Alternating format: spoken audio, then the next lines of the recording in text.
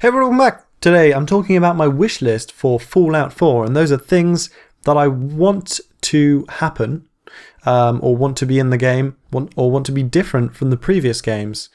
Now, I'll be focusing on the Fallout series, kind of, but quite a lot on Skyrim, just because it's the last RPG of that caliber that we've had from Bethesda.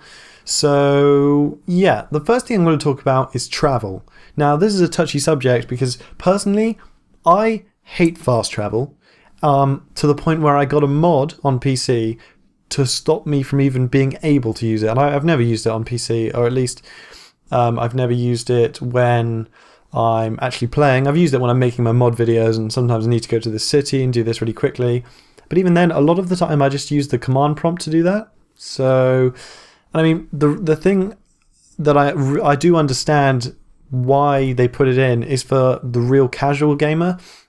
Because remember, a lot of people are buying this who, they get back from work, it's like 6 o'clock, they've got an hour before they need to make the tea for their kids, so they have an hour of Skyrim. They don't want to walk from, Markarth to Whiterun, they just want to get there quick and do the quests and kill some dragons. And I do understand that. What I feel is that either there should be some kind of balancing, like, okay, if you want to have fast travel, maybe you play the easy mode, maybe you tick a box when you play your game, and maybe that changes something, removes achievements, just so it feels. And I just feel that having fast travel is almost saying, like, no, we don't really even care about the in-between bits. We're all just about the cities and the quests and the main quest stuff, which for me is a really minor part of the game. Now, obviously, this is my personal take on it. You might be thinking, I hate walking around on it in Skyrim. I just like to get there, get it done, kill some dragons. And that's fair enough. But if you're into that, that's just not what the Elder Scrolls games are all about. And of course, in Fallout, we do have the option for actually, first of all, hopefully they'll make the world denser. There'll be new monsters around, there'll be more quests, there'll be more interesting terrain. The great thing about Fallout is we don't just have the opportunity to have mounts, so we can have horses or some kind of alien horse kind of thing, like a mutated horse with like freaking 2 heads. We can also have cars. We can have planes, we can have helicopters, we can have loads of stuff. Because I understand in Skyrim, they only really have horse mounts in the lore. There's not really much to deal with, to play with. In Fallout, it's totally cool. Have a freaking, mini helicopter that you can ride around in, And sure, that may not be okay with their physics engine. So I suppose we'll have to find out nearer the time, what kind of engine are they using? Are they reusing the old one, same physics, whatever? But yeah, I think that really could be an option to fix it. And I mean, cars could be fast enough that people who like to fast travel are okay with just using the cars, because first of all, everyone loves to drive cars. That'll be fun.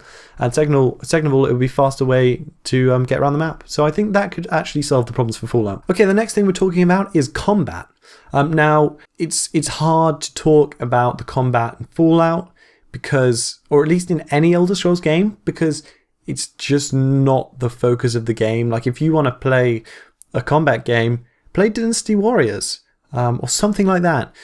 Then again, combat is one of the major ways that you actually, progress through the storyline. It's like, go here, kill this dude, take his stuff, bring it back to me, that sort of shiz. And I suppose combat, people often say that at least in Skyrim, the combat was very unresponsive. Now, that's a fair argument. There's not sort of much. You just swing, they swing, you're still swinging, they're still swinging, and then one of you dies. Now that's there in Fallout 2, but of course you do have the system where you select a part to hit, and it's like critical hits and stuff, which that does actually, in my eyes, make it much more responsive than at least Skyrim was. And I can only assume that they will carry that forward into Fallout 4. I don't see why they wouldn't. So yeah, I don't think combat's too much of a worry, especially when we're using guns. So, I mean, how responsive can gunplay really be? It's sort of just shoot, shoot, shoot. I mean, I would love some more melee in Fallout. I remember that was something that I felt was missing in the previous Fallout games. I mean, it was there, but it's like, yeah, come on, give me a freaking Daedric sword. That's what I want. Another thing I would really love to see is a deeper world, and we touched on this earlier, and it's the idea that there should be, you know, enough quests, enough content, enough things going on in the world that you shouldn't need to seek the quests. You should be able to just go around like, oh, let's go to this city, and you know, or maybe I'm going to do this quest, and then on the way, you know, you get all these different side quests and different things. You visit these different little secret zones. You find a vault here. You go in there. You read a notebook, and it's like, whoa! In this vault, they did an experiment where they turned everyone into shrimps, and then they made them fight naked, and then the winner is the only one remaining. You must go kill him before he turns the whole world into shrimp people. That is a real quest. I'm telling you, it's going to be in the game. But that's really the hope. Now, they've never let us down on that so far. Like, there's always been really great side quests in the game. However, a lot of people feel that it's lacking. And, I mean, I'm not sure if I do, because in Skyrim, at least, you had the possibility of a dragon encounter. And, yeah, I personally never found that, but there is a lot of people do comment on that. I suppose it's harder for me to say because I have so many mods that add things to do between places that mean that the world for me is much deeper. But I suppose I can agree that in the vanilla game, sometimes you're feeling like, oh, okay, there's a dungeon there. Well, there's probably 4 bandits, and yeah, oh well, I can't really be bothered to do that. Fallout, not so much, because you know there's sort of the vault thing going on. There's all these weird monsters that are mutated and look crazy. These cool cities. So I don't know. We'll see. We'll have to see on that one. And that does actually bring me into my next point pretty well, which is I really hope that they do not mess up the mods. This is the one for me. Okay, because we saw earlier this year that Bethesda are prepared to make people pay for mods. They didn't. It's less the fact that they wanted to make people. It's that they realize how crucial mods are to their game. And the problem is, instead of thinking, oh, let's add some new tools to help people mod Skyrim, right? And keep our sales really high, they didn't think that at all. They thought, oh, I know, let's capitalize on these mods by letting people make money, which they already do through PayPal donations, and we'll get a cut of the money. And it's like, what? No, mods are free. That's the point. DLC you pay for, and you pay for it because it's high quality and it's made by the game developer. If I'm paying for something for the game, I want it to be made by the game developer because it's going to be made by pros in a place where I know it's all going to be great and there's not going to be any bugs. The thing about mods is they're free because a lot of the time they're crap. I have downloaded so many mods that I am aware how crap mods often are. And even the best mods, like the ones that have hundreds of thousands of downloads, there's always an incompatibility. Like, oh, no. You may not be able to run this if you have an Intel 4675,000 million, so you can't have this. And that's just not okay. No, Bethesda, you will not pay for mods.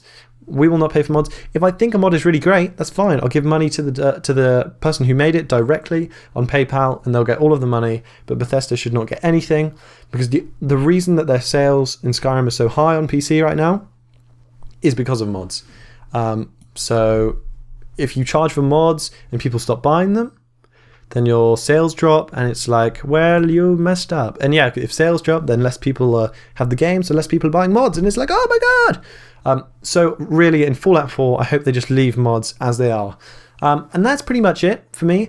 2 minor things is I hope that faces are less scary.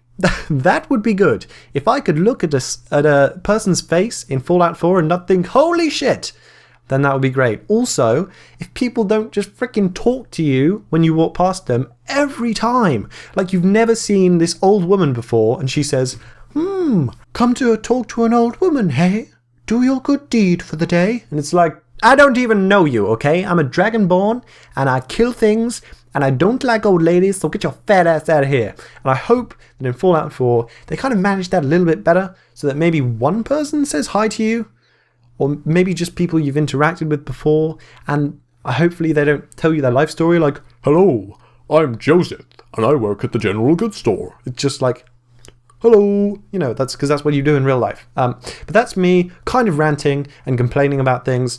But at the same time, these are things that I really want.